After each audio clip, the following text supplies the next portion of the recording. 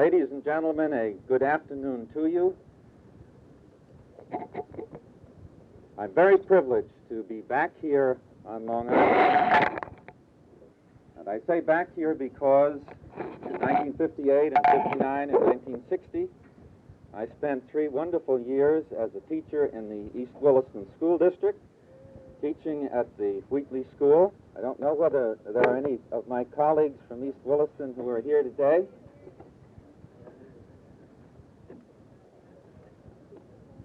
I don't know whether there are any colleagues from the East Williston District here today.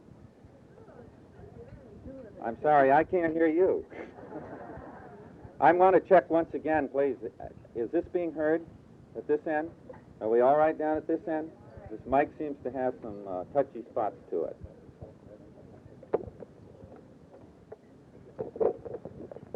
Here at the head table, I was sharing some of my experiences in those 3 years of teaching in East Williston, and noticing in particular some of the materials that have been developed through this organization on the old schoolhouses of Long Island, and thinking how important it would have been for me while I was teaching social studies to the 7th and 8th graders and to 12th graders to have more good local history materials that would have been available.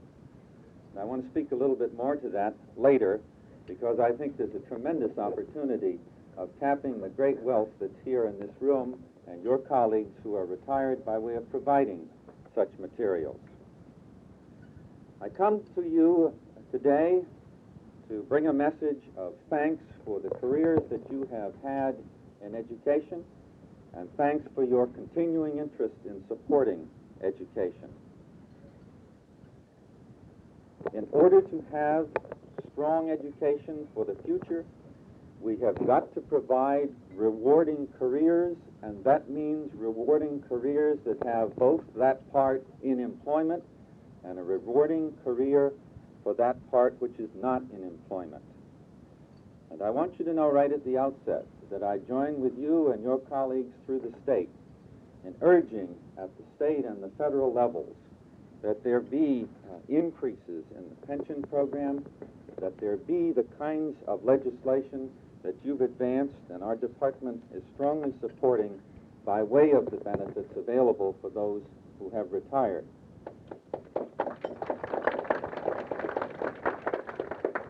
And I might add at the same time of the work that's got to be done, obviously, in the city of Washington at this point, where rather than looking at the benefits of retirement, we're now hearing more disastrous signals with respect to what's going to happen to Social Security payments or other kinds of benefits which rightfully should be belonging to those who have retired.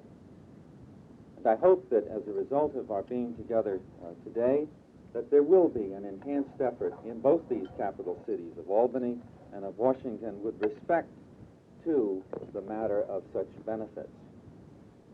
The fact of providing an appropriate assistance and benefit, to me, is an extremely important part of the whole aspect of the attractiveness of a career in education. And I want to come back to that in just a few moments. There's so much that has been said of criticism about our school systems that I'd like to share with you for just a few moments this afternoon. Some thoughts about what is happening in our schools by way of performance and some by way of cost, and particularly to be looking at some of the kinds of myths which are now about in the press.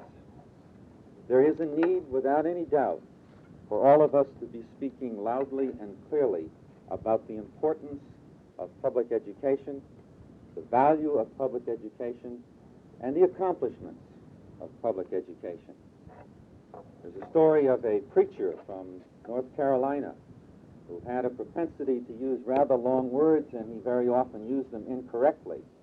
On one occasion, he was introducing a guest preacher in his church on a Sunday morning, and after a rather lengthy introduction, he then turned and he said, "Reverend, in this church, I want you to know that you have to speak out loud and clear because this church has very bad agnostics."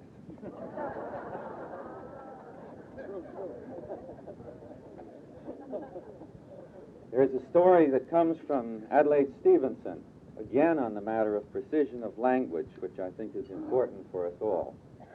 Stevenson had been giving a speech. He thought it was a rather good one. As he finished the speech, he was approached by one person who had been listening carefully. That person came up and said, "I thought that was a wonderful speech, Mr. Stevenson. I thought it was absolutely superfluous." Stevenson was taken aback just a bit, but he quickly recovered, and he responded by way of saying, "Well, thank you very kindly. I intend to have it published posthumously." But that didn't stop it. The person very quickly responded, "Oh, that's wonderful. The sooner the better."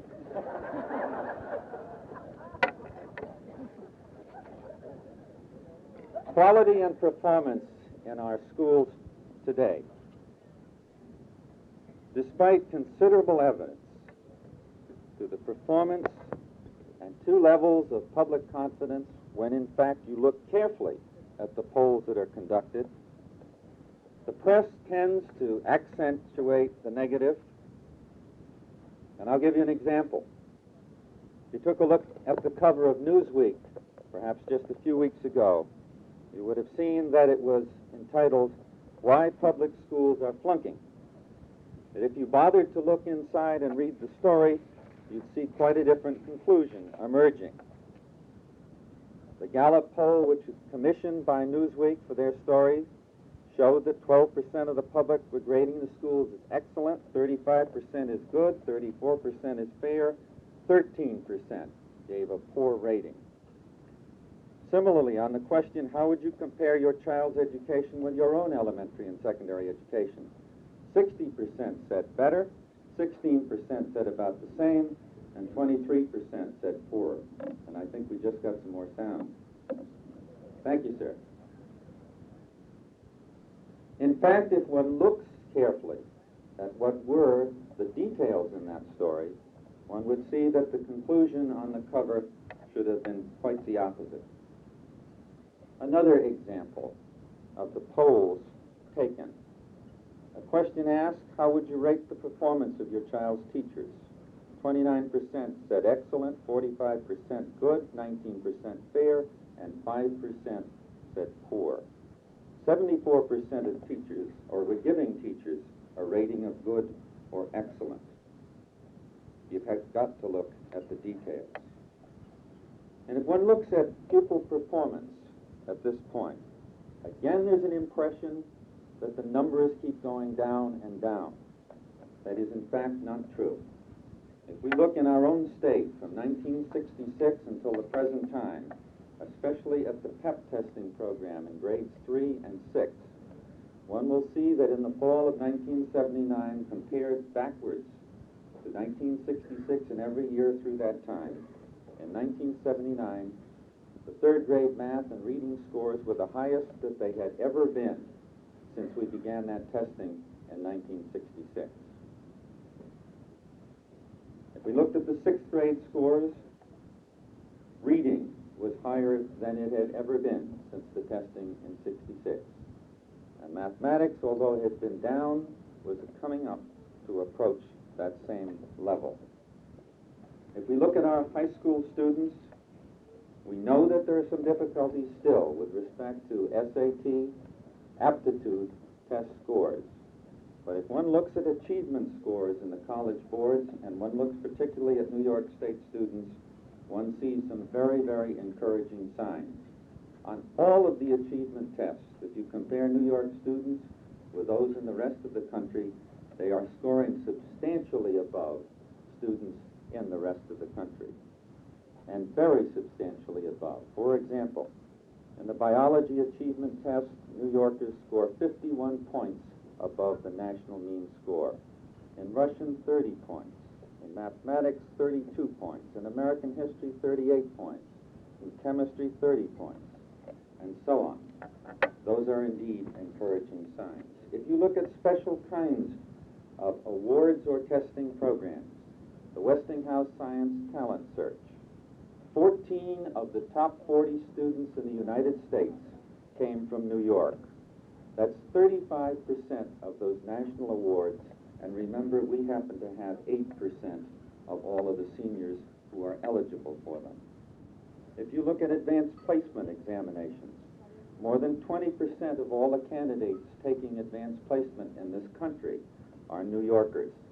That's associated with 8% of the total who could be taking these tests or examinations. If you look at national merit scholarships, the same kind of thing. 15% of all the commendations and awards go to our New York students, and remember, they're 8% of those who would be eligible to receive them. There are then some very encouraging signs, some very important signs of what's happening by way of pupil performance in this state. They need to be brought out ever so directly. And they need to be carried to the public, especially as we see a change in the demographics of our state and of our nation over the next several years. A change which is going to mean that within some 3 or 4 years, there will only be 1 of 3 adults in our state who have a child in the schools. 1 out of 3 adults with a child in the schools, contrasted with a figure some 10 to 15 years ago of 2 of 3 adults in our state with a child in school. If you put that together with the fact that every poll you can look at for the past 15 years will show a substantial difference between the rating of the schools by parents and the rating of the schools by those who don't have anyone in the schools, the parents consistently rating the schools higher than those who do not have children in the schools, you can see the kind of difficulties we're up against by way of conveying the message of what is actually happening in education in the course of this next decade. I come today in part to ask your continuing assistance by way of helping from your perspective to spread the word through the public of this state by way of what is actually happening in the schools and not just what may be the dramatic news stories from time to time.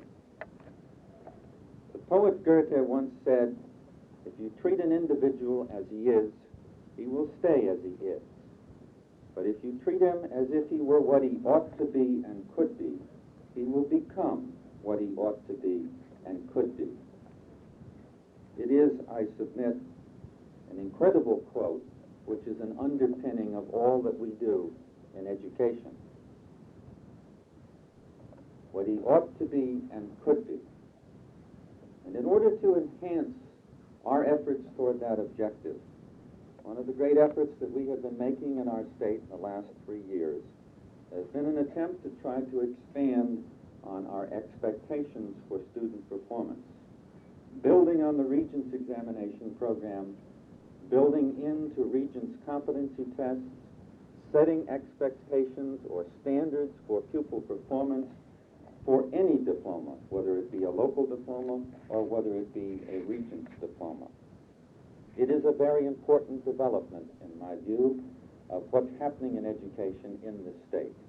An important development by way of setting expectations, and I believe in the long term an important development with respect to the importance of public confidence in what we expect students will be learning by the time of the completion of their secondary school work. An associated development which you should be familiar with is the strengthening of the registration process for the high schools, the state registration process.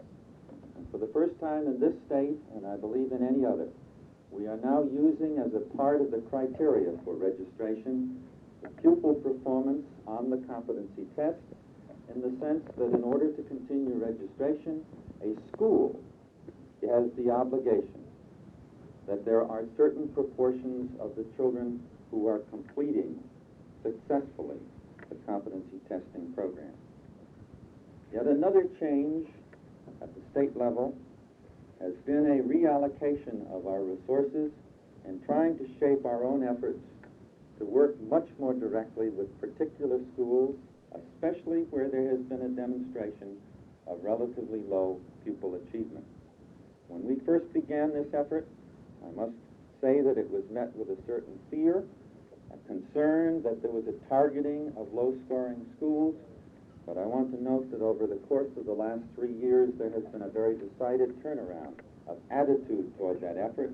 And frankly, we now have many, many more schools and school districts that are interested in wanting to join us with a special resource allocation program than we can possibly handle. So we have, I think, considerable efforts at the state level in trying to very directly assure levels of performance. There is one other element of public confidence that is extremely important to note: the concern for cost of education and the relationship between what's happening by way of expenditure and actual performance. And here again, there are tremendous myths about what's happening in spending for education in our state of New York. The risk of overloading you with statistics, let me give you just a couple of other indicators that gives you a sense about comparisons of New York and other states in the cost of education. It's generally believed that New York is way, way out ahead of all other states, and in fact, it's increasing its spending at such a rate that it keeps going out farther and farther ahead of other states. That is simply not true. It has not been true in the last 5 to 6 years because it's been a substantial change. Note these indicators. From 74, 75 up until 79, 80, a period of some 5 to 6 years, there was in New York an increase in per pupil operating costs at about a rate of 57%. That's the aggregate change over that period of time. In Massachusetts, at the same time, the increase was 96%. In Pennsylvania, it was 74%.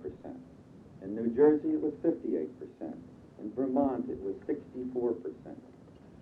That's an indication of what's happened by way of change. There has been a very, very substantial move toward prudent spending in the state, toward a restraint in spending in the state, and I might point out that you can match that together with some of the statistics I gave you a little bit ago with respect to pupil performance, which has been going up at the same time we have been very prudently handling expenditures. If you relate educational expenditures to other public services, there are lots of myths about the fact that education is taking up, in New York, very, very substantial portions of all public budgets, and relatively speaking, it's the highest spending area. Again, that is simply not so. One way you can try to get at this is to look at the relative rate of expenditures for education and other services in New York compared to the nation. And they look this way. Our expenditures for education were at 120% in New York of the national average of all states in expenditure for education. But our expenditure in welfare was at 171% of that national figure. And for health at 148%, for police at 148%, for fire at 136%, and for sewers 136%. All of those relative figures related to 120% above the national average for education. So when one's looking now at the whole question of expenditures for education, it's got to be put in the perspective of what we're doing relative to other public services, and it's got to be put in the perspective of what has happened in terms of the trends over the past few years. There is no question in my mind, nor that of the Board of Regents, with respect to the merit for the case for an increase in state and in federal spending for education. We have advanced very significant recommendations for such an increase at the state level, and indeed, the state legislature just yesterday has enacted a new state aid to public schools provision, which will provide in the next school year an aggregate increase of about $286 million across the state for purposes of aid to the public schools. That is not a figure which was as high as we thought it should be, but it is a significant figure. These dollar figures, I think you can see at the state level in particular now, are just mind-boggling by way of their size. But even with that size, that's roughly speaking, a 7.5% increase in state spending for the next year. What it means, in short, is that the state percentage of all expenditures for education will stay just about the same this next year as they were this current year. We had hoped that that state percentage would in fact be increasing. It's got to increase if we're going to deal with the final resolution of the Levittown case, of the issue of equalization of education through our state. But we certainly can be pleased that there has been an increase of almost $300 million for the schools in this budget. The task of continuing to press for that kind of aid at the state level, and indeed to try to recoup what has just been disastrously cut from aid to education at the federal level, is a task on which I think we have a general interest in working. I've spoken on the issue of performance of pupils, on the issue of cost of education, and I turn now to comment for just a moment about some changes with respect to the practice of teaching, changes which I think would perhaps be of most interest to you.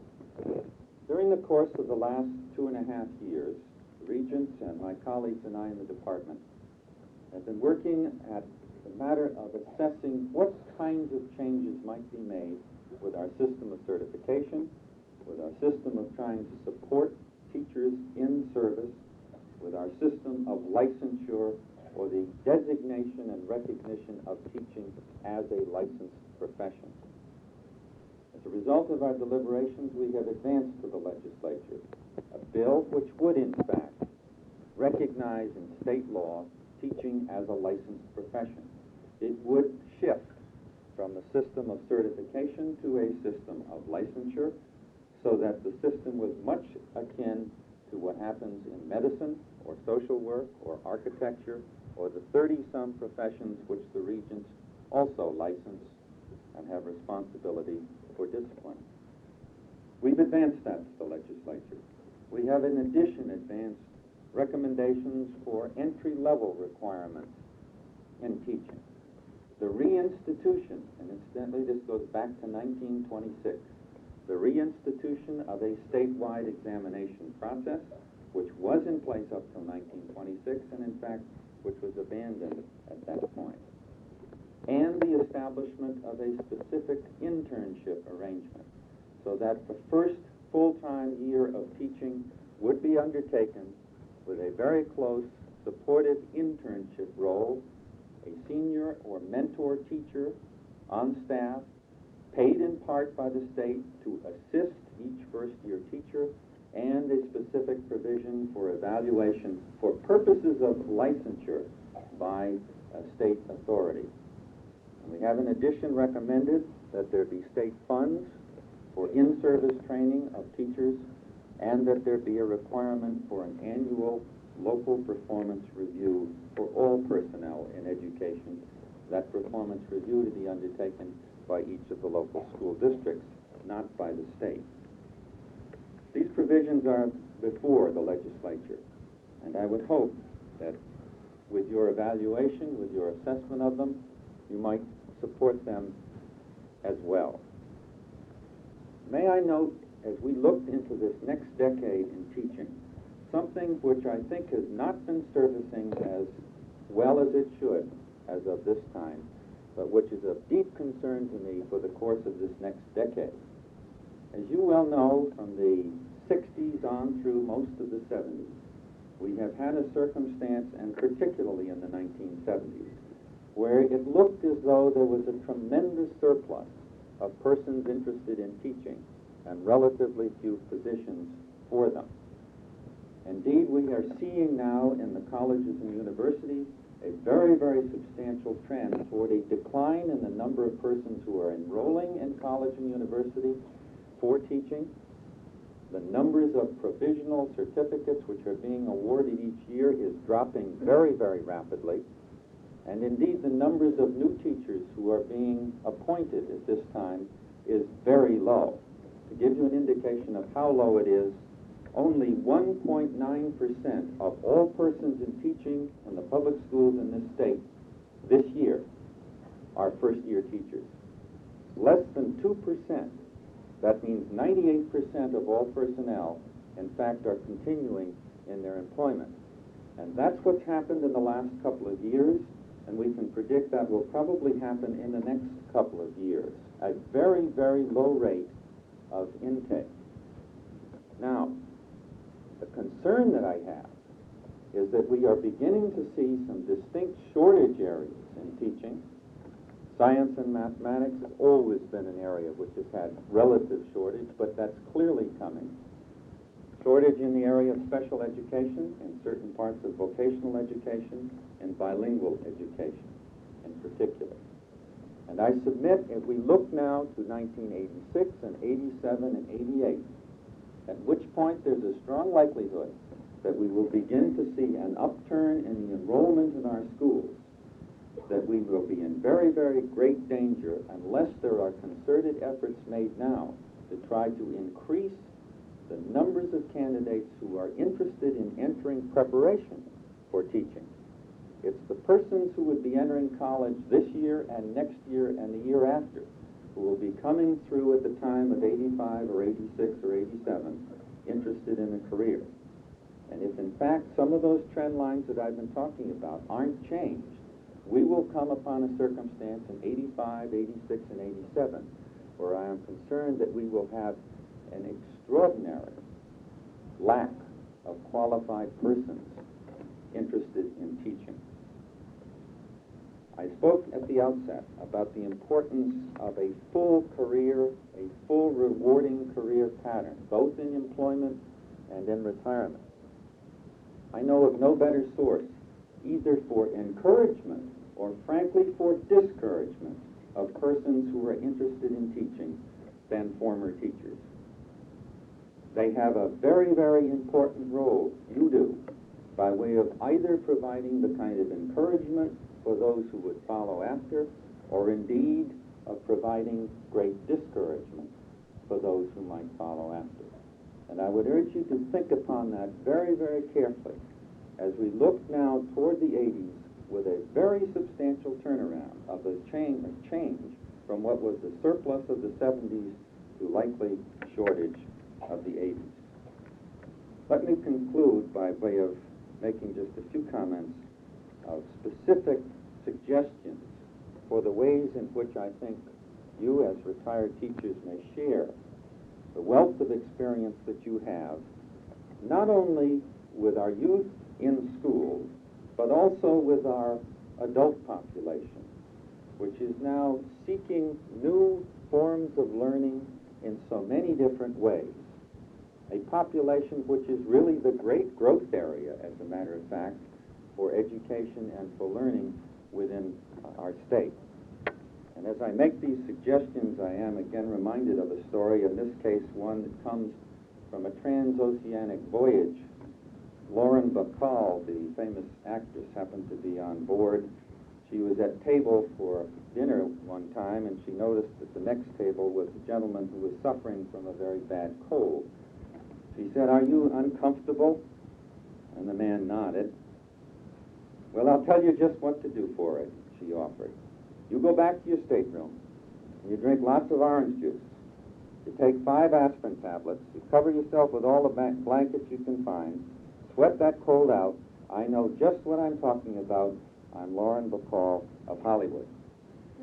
The man smiled warmly, and then in turn felt obligated to introduce himself. He said, "Thank you very kindly. I'm Dr. Mayo of the Mayo Clinic."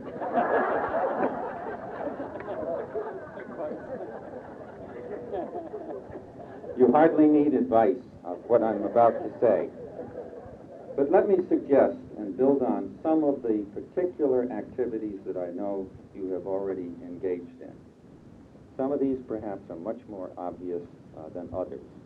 Very clearly the task of providing individual tutoring or individual assistance where there may be a need for children who have a need for remedial or perhaps a need for special help as gifted and talented children.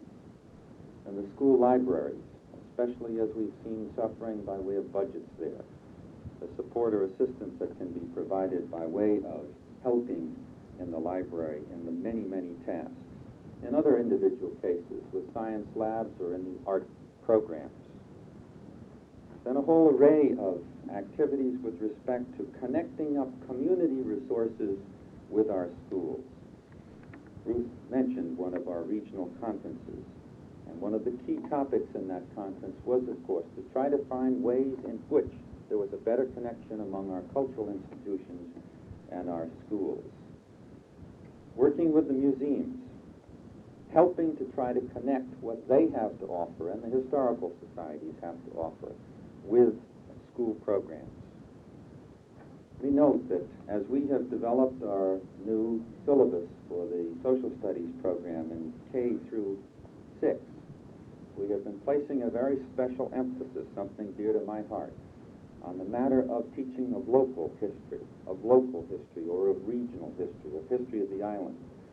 I know something about this with respect to the island. I know in coming here myself, in my first teaching assignment for the 7th and 8th grade program, wanting to do a good job of teaching in local history and yet lacking all kinds of authentic materials that were necessary for that task, and how valuable it would have been to have some of the kinds of documents that have been developed now by historical societies, but particularly documents that have been developed by former teachers, by retired teachers, who know something about how to take source material and put them into a form in which that form can really be used in the classroom.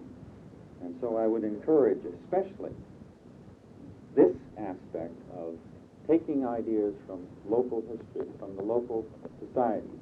No publishers are going to get into this business in a big way because it's just not economical. They can't print enough copies. It has to be done locally.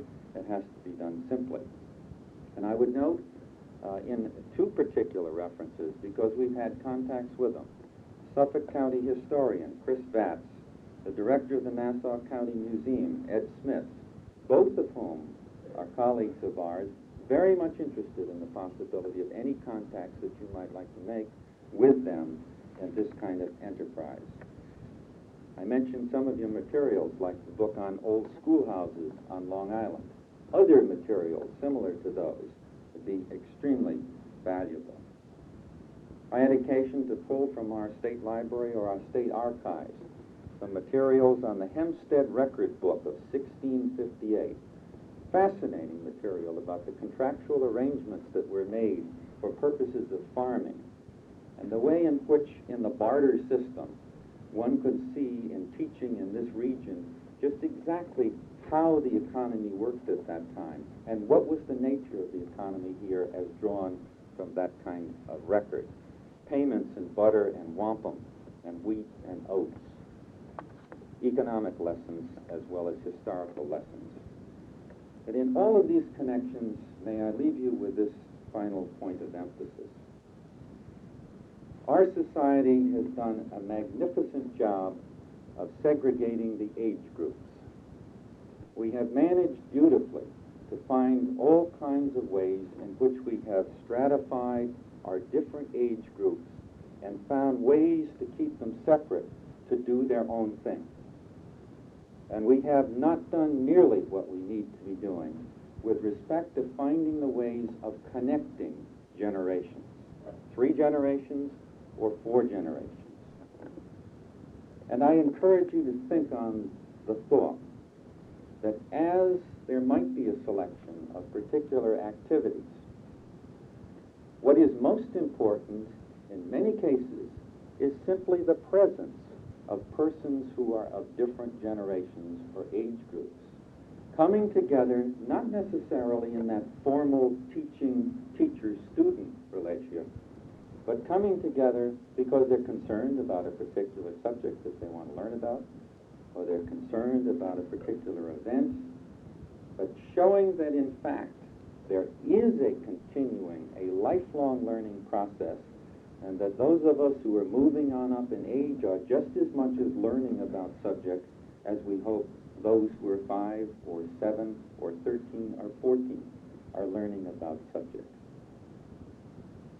The prospects by way of your assistance in helping to connect generations, the prospects by way of focusing, if you will, in some respects on very particular efforts of parent education, of helping parents who are in many, many cases struggling with the issue of their own generation gaps between children and their generation.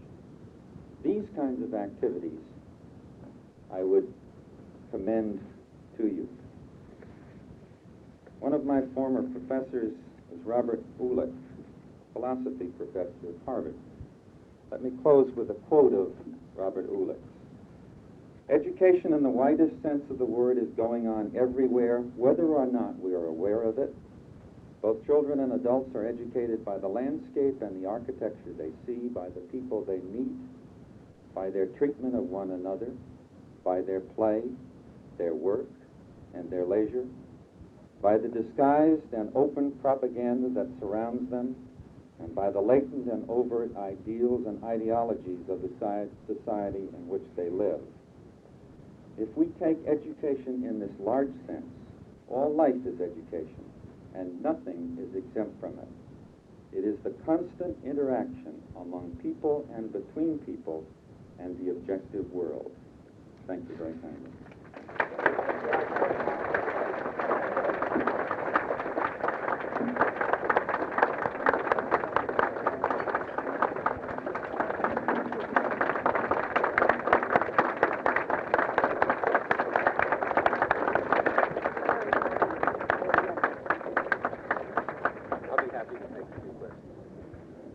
Muriel Porter,